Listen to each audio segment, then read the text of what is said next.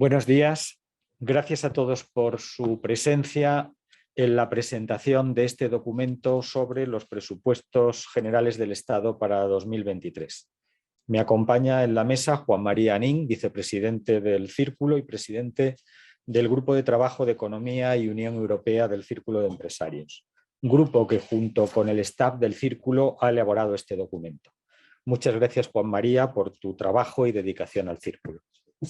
Empezaré por decirles que tienen ustedes disponible tanto el documento como la nota de prensa que lo resume en la página web del Círculo de Empresarios. Analizar los presupuestos generales del Estado, la piedra angular de la política económica del Gobierno, es un ejercicio ya tradicional en el Círculo de Empresarios. Aunque este año hemos cambiado ligeramente el formato, haciendo un primer análisis de las cuentas públicas inmediatamente después de la presentación de los presupuestos, vamos a acometer ahora la descripción del análisis en profundidad de las cuentas públicas. Mañana y pasado se votarán las enmiendas a la totalidad a estos presupuestos y a partir de entonces se inicia el recorrido parlamentario de los presupuestos generales del Estado, cuyo recorrido desconocemos en este momento. Sin embargo, podemos anticipar con un aroma electoralista que estos presupuestos no son los presupuestos que necesita nuestro país para conseguir su recuperación económica y que además están muy alejados de las previsiones sobre crecimiento económico que formulan diferentes organismos nacionales e internacionales.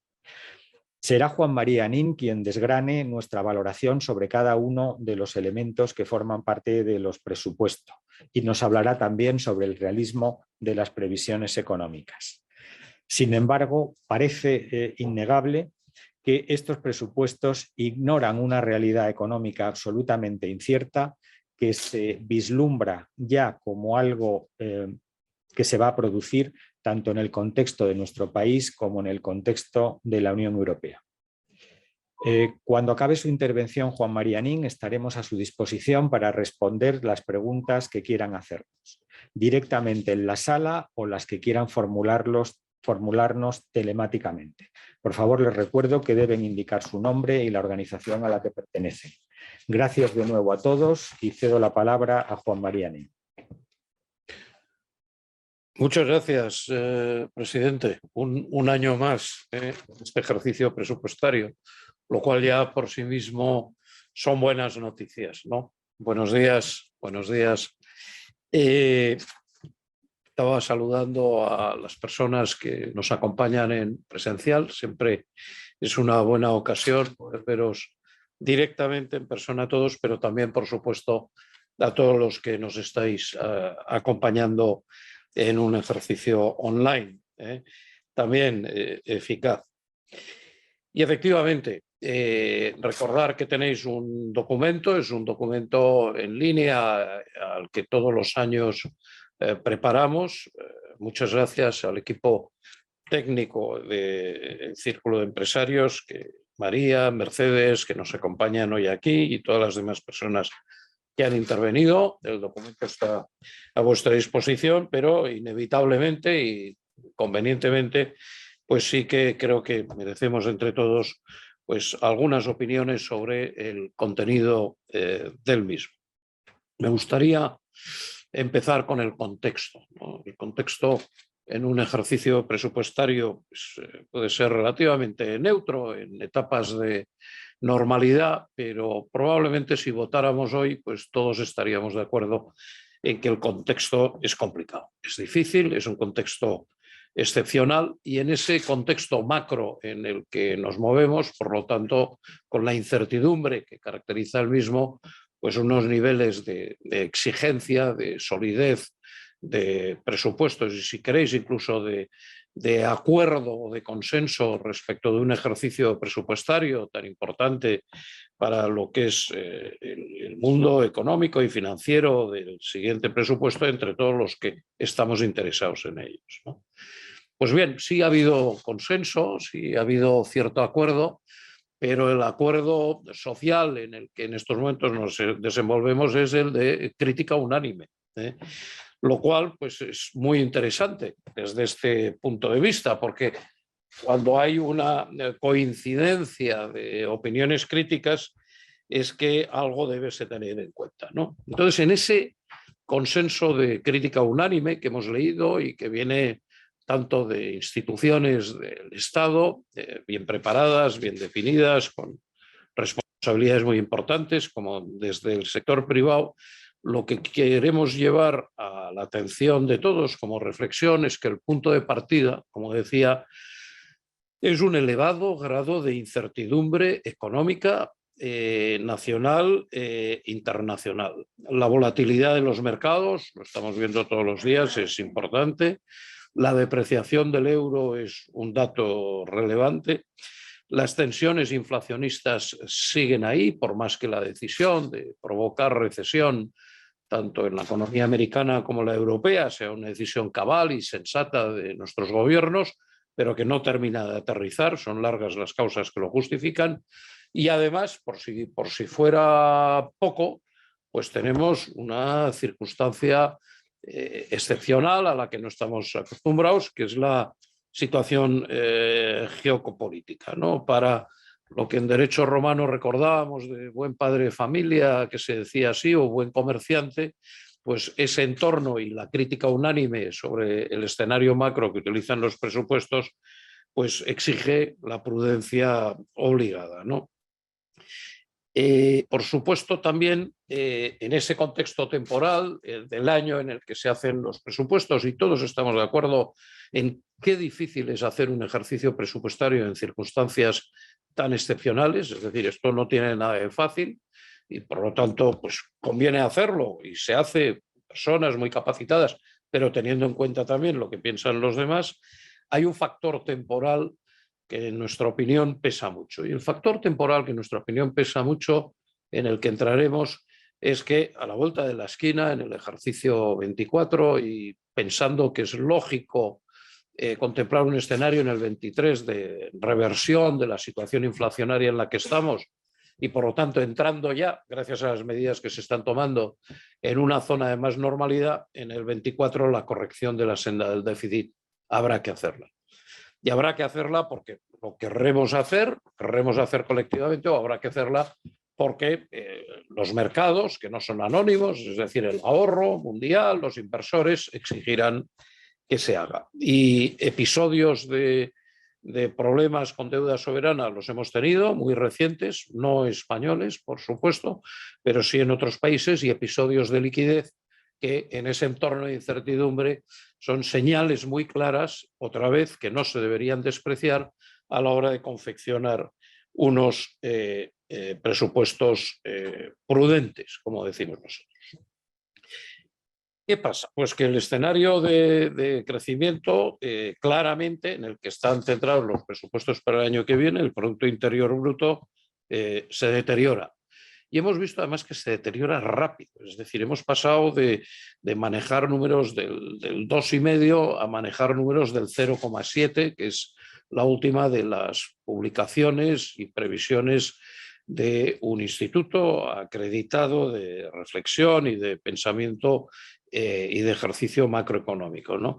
Claro, parece que en cifras absolutas no es mucho, pero si pensamos en deterioros de PIB y lo traducimos a euros, pues son cifras descomunales. En esas cifras descomunales que estamos viendo de deterioro, en línea con la decisión que decía de provocar una recesión, pues los riesgos latentes que subyacen a estos presupuestos son muy importantes. Riesgos de oferta, siempre muy difíciles de gestionar, de manejar y también difíciles de entender. La seguridad en el suministro del gas, la duración e intensidad del conflicto de Ucrania, la incidencia en los precios de la energía, endurecimiento de la política monetaria como estamos viendo, carga sobrevenida que afecta a la demanda y paso de la oferta a la demanda, carga sobrevenida financiera de mayor coste para familias, para instituciones y por supuesto también para el Estado, que afectan a futuras decisiones de consumo e inversión. ¿Cómo será esto? No lo sabemos. Sí sabemos ciertamente que se puede hacer un dibujo de un escenario central, pero que son problemas de oferta muy importantes que no se deben despreciar. Y en el ámbito nacional, ya más estricto, desanclaje de expectativas de inflación y efectos de segunda ronda, es decir, cómo vamos a manejar todo aquello que está contra lo que perseguimos con política monetaria, insuflando más inflación para el año que viene, y todo ello con impacto negativo en lo que es crecimiento y empleo, evolución de consumo e inversión privados, y por supuesto también dificultades añadidas en un mundo tan complejo de ejecución de un capítulo que también forma parte de los presupuestos, que son los fondos Next Generation. Es decir, desde una aproximación positiva y constructiva, otra vez la realización, el darnos cuenta de que por circunstancias sobrevenidas esto es muy difícil de ejecutar. En ese contexto, además, en España hay dificultades singulares que afectan a todos, ¿no? Una dificultad es que España no recupera el nivel de Producto Interior Bruto prepandemia hasta el primer trimestre del 2024. Eso significa que, otra vez llamando a la prudencia, tenemos que ser conscientes de que en ese sentido ocupamos el último lugar en la Unión Europea, donde la mayoría ya ha recuperado o va a recuperar el nivel de PIB prepandemia, y que si eso es así no es por capricho o mal comportamiento, es porque estructuralmente nuestra economía ha sufrido unos daños superiores a los que podría tener otras economías de otro tipo, que a lo mejor en otras circunstancias recuperarán o caerán de manera peor, ¿no?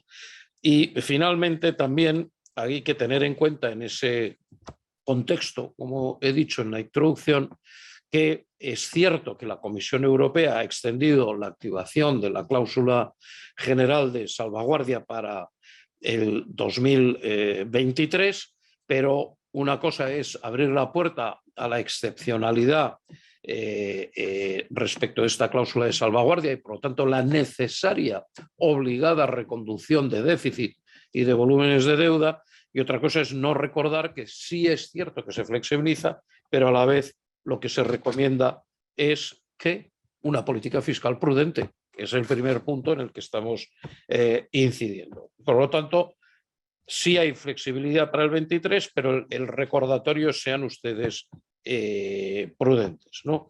Hay una recomendación cuantitativa de nuestros socios de la Unión Europea que restringe el crecimiento del gasto público y corriente primario por debajo del crecimiento potencial de medio plazo. Claro, es que si no, no hay salida, no hay salida.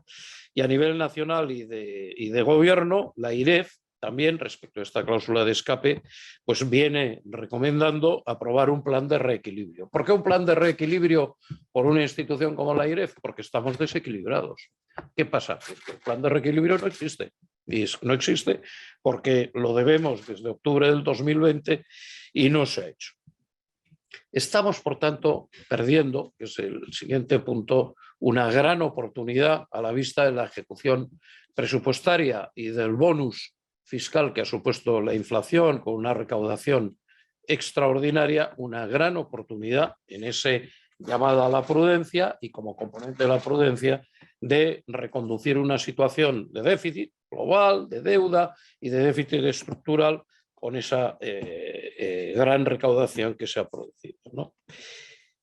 ¿Dónde está la unanimidad y la pérdida de la gran oportunidad? Pues básicamente, como explicamos, en la batalla del cuadro macro, ¿no? Por supuesto, los cuadros macroeconómicos, uno, son variables y dos, son por aproximación.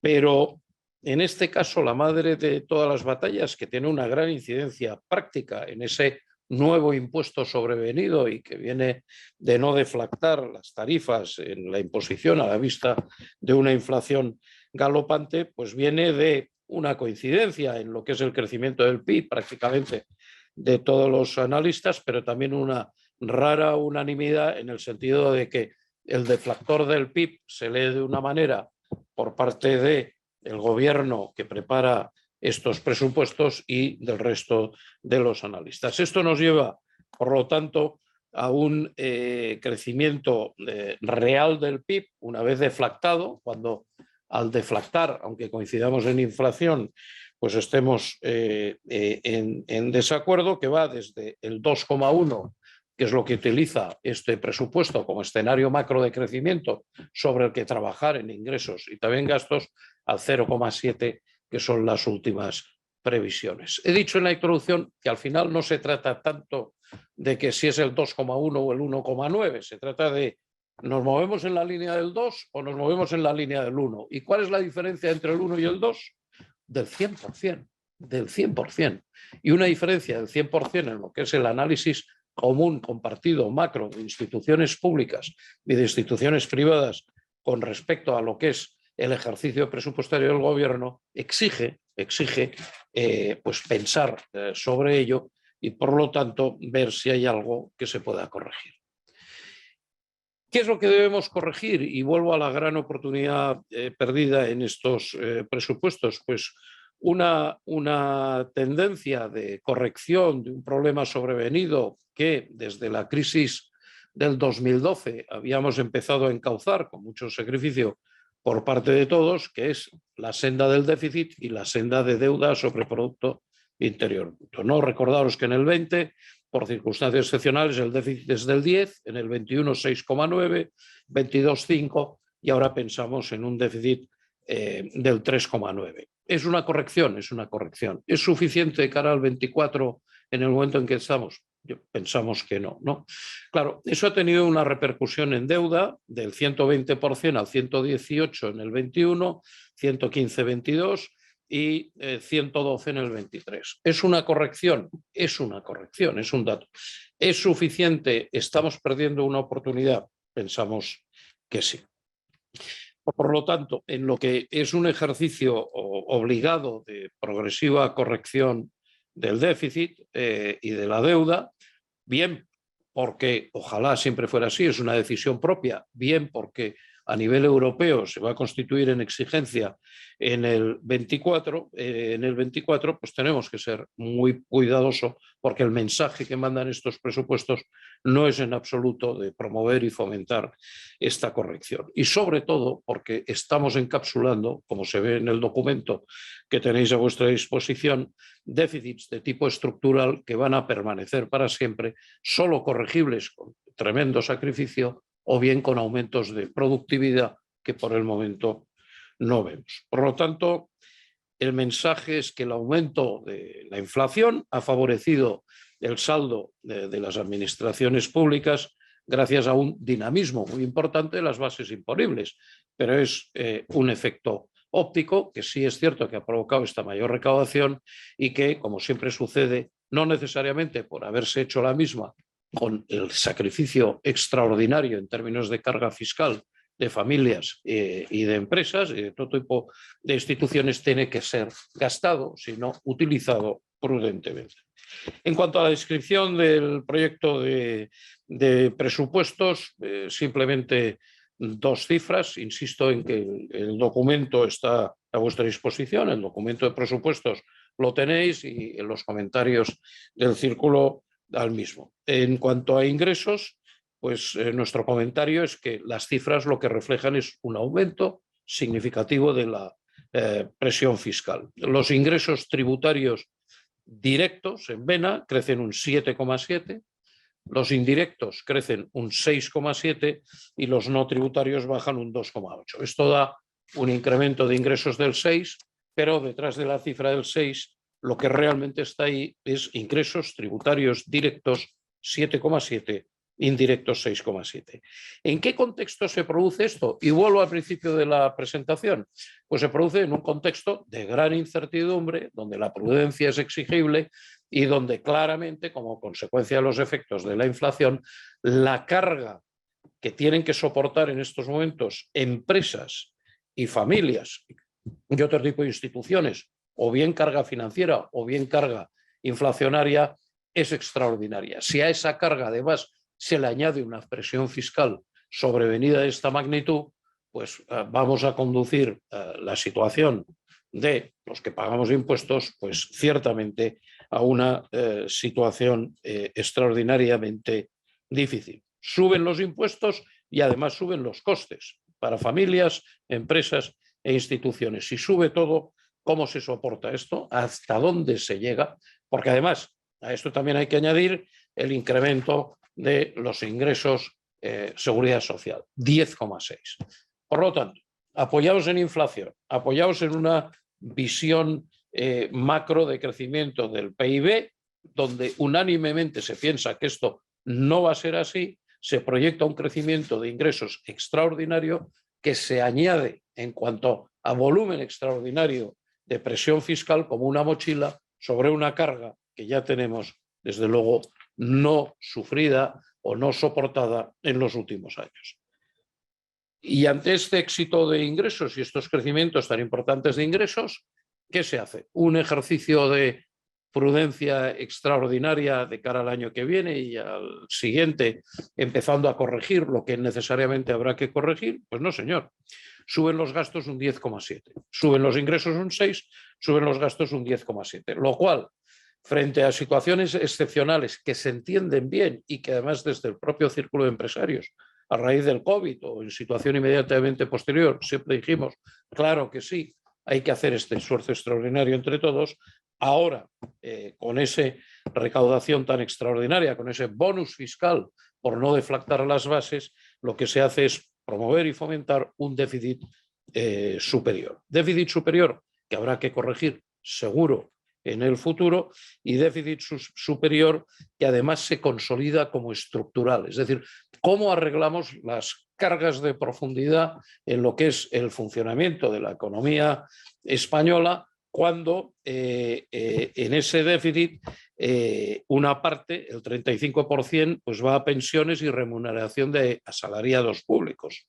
Esto queda como carga estructural para siempre, es decir, es la base del año siguiente. El 14,2% de los gastos traspasados a la seguridad social o el 9,5% del pago de intereses de deuda. Aumentan los gastos totales consolidados, el 10,7%, la cifra es increíble, los 585.000 millones. Ya el aviso fue cuando se nos dijo que el techo de gasto no financiero, los presupuestos, iba a ser un récord histórico. Yo creo que en nuestra experiencia como ciudadanos particulares y públicos, alcanzar techos de gasto históricos suele ir aparejado con malas noticias de futuro, ¿no? Una parte es necesaria, y lo hemos dicho y lo hemos repetido, pero ya es el momento de la corrección.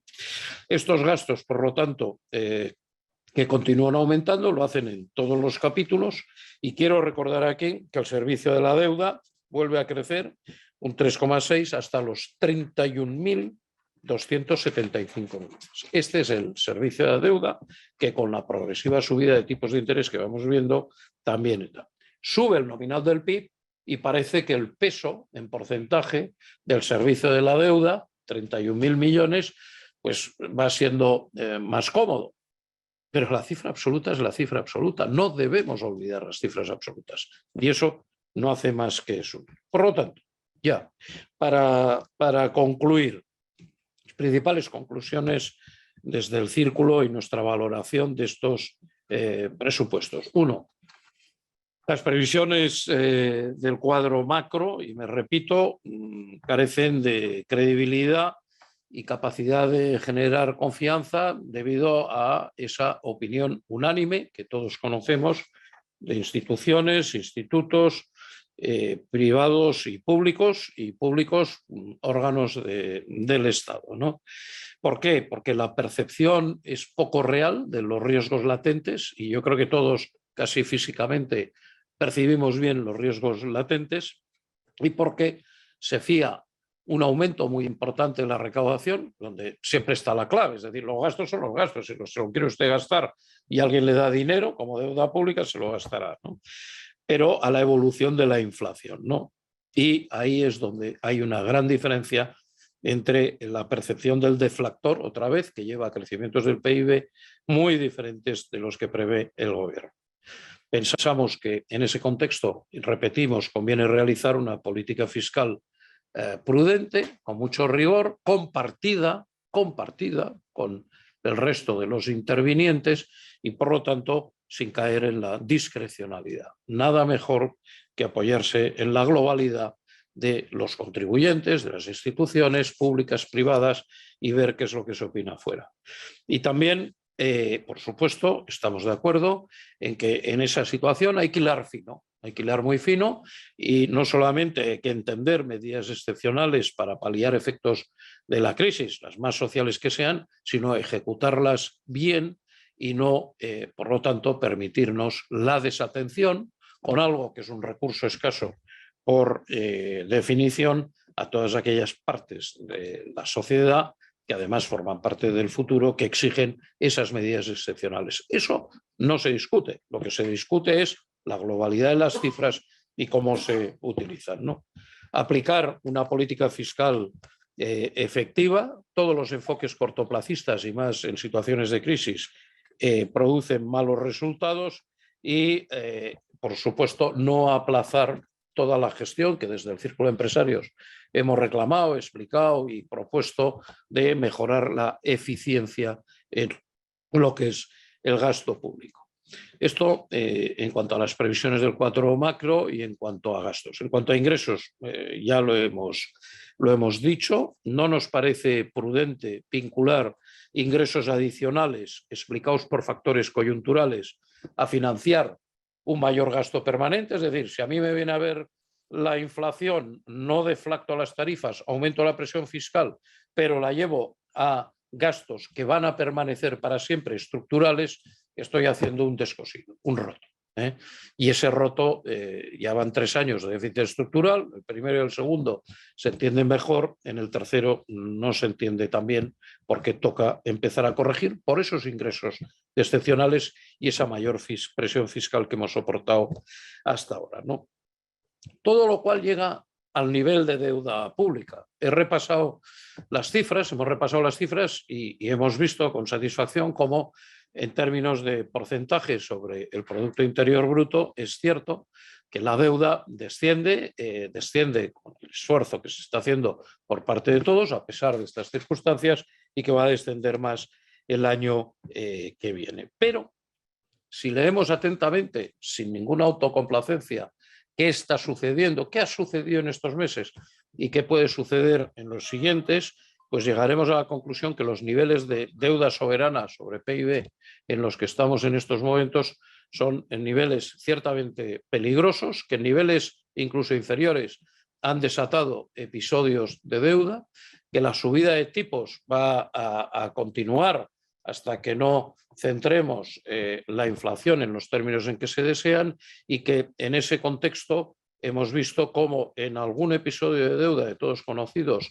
ha habido que sobre la marcha y con urgencia implantar en Europa un mecanismo antifragmentación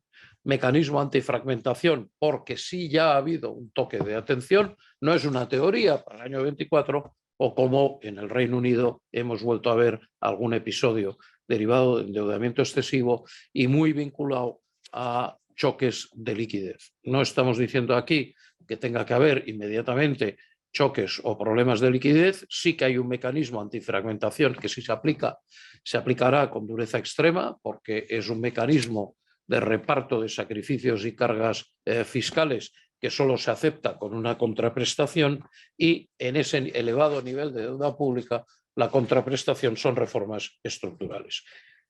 ¿Por qué decimos esto? Porque es un argumento más con nuestros socios europeos para no haber desaprovechado esa recaudación tan extraordinaria, fruto del esfuerzo de todos, para de verdad enfocar no solamente el año 23, sino el 24. En vez de gastarlo en una especie de presupuesto en la sombra que hemos leído, que se ha presentado en Bruselas, del que no podemos decir nada porque no tenemos información ni detalles, al menos nosotros, y que se basa en una recaudación extraordinaria que iba más allá. Finalmente, hay un aspecto moral también en estos presupuestos muy vinculado al gran esfuerzo en términos de ingresos y a los gastos que devienen en estructurales, que es que traslada la carga de la corrección a zonas aceptables a la siguiente generación. Es decir, sí se puede corregir, por supuesto que sí se puede corregir con un esfuerzo de austeridad importante o sería mucho mejor si se puede corregir con aumentos notables de productividad. Los aumentos de productividad exigen desde reforma de pensiones, reforma de mercado laboral, reconducción de déficit, etcétera, etcétera, todas aquellas propuestas que desde el círculo de empresarios estamos haciendo, y si esto no se hace, habrá reformas estructurales, más en términos de austeridad que de exigencia de reformas estructurales, y se trasladará la carga a la siguiente generación. Y eso no está bien. Tenemos también importante preocupación e inseguridad jurídica en el ámbito empresarial respecto de algunas de las nuevas medidas impositivas, siempre más impuestos o enmascarados en la inflación o bien con nuevas figuras, y por supuesto necesitamos entre todos urgentemente, pensamos en el círculo, apoyar y contribuir al éxito de los fondos Next Generation. Es una parte constitutiva importante de nuestros presupuestos y pensamos que esa es una oportunidad única, y pensamos que en España entre todos deberíamos estar en condiciones de que esto sea un éxito. Finalmente, y como siempre decimos en el círculo, mejorar la eficiencia del sistema fiscal. Recordar aquí que la menor recaudación en España no es porque los tipos sean inferiores, es un dato matemático. Parece que las matemáticas a veces o la aritmética es difícil de comprender o no interesa mucho, pero los tipos no son inferiores. Lo que es inferior es la recaudación. ¿Por qué? Porque hay una parte de economía sumergida, inaceptable desde todos los puntos de vista, que desplaza la carga del soporte fiscal en términos de ingresos, que luego se aplica en términos de gastos a toda la sociedad, solamente a aquellos que pagan impuestos, ¿no? Finalmente, también pensamos que es posible ampliar bases imponibles a través de reformas estructurales, pero eso supone generar empleo, etcétera, etcétera. Conclusión: falta prudencia, aumenta la presión fiscal, no se aprovechan los mayores ingresos, se habla de un escenario 2 sobre el que no nos pronunciamos y no conocemos como consecuencia de los mayores ingresos, y no se ve en estos presupuestos una visión, una mirada, una estrategia de consolidación fiscal que llegará en cualquier caso y que pensamos que probablemente sea en el año 24. Muchas gracias